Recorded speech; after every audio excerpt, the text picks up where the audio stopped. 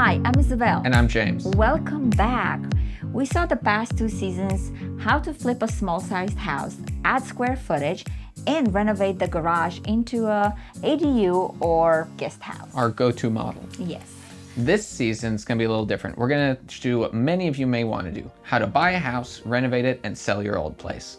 Troost, which will be our new home, is our 13th renovation, while Satsuma, our old place, was number 8. How many times have you thought about buying a new house, moving, renovating it, selling your old home, and then you stopped in your tracks because of the load work and the stress that this involves?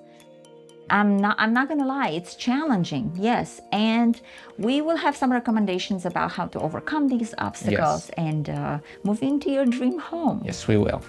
The best case scenario, which we were lucky enough to have, is to buy a new home, renovate it, move in, and then sell your old place.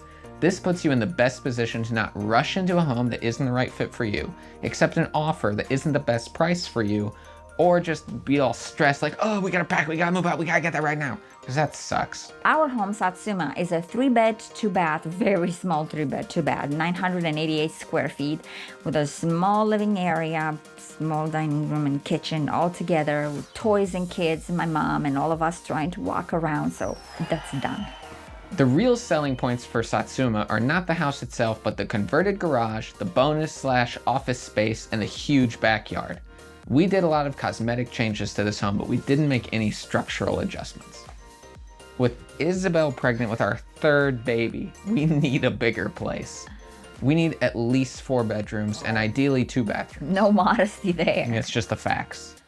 Troost, our new home, is a 5-bed, 3-bath, open floor plan with an enormous living room. Just the living room alone is more than 50% of our old place. It's actually a very overpriced fixer-upper. Yeah, it's way overpriced. Paid way too much for it. We have a lot of work to do to put 2 AC units, change the floors, remodel the kitchen a little bit. Plumbing, tile in the bathrooms.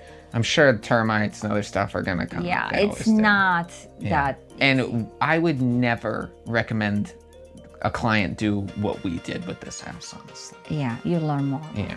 Learn more about it this season. Well, let's see how we fared on our own remodel and selling our own home. Be sure to subscribe to our channel and hit that bell to get notifications for new episodes. In the meantime, check us out on Instagram and Facebook. Bye-bye.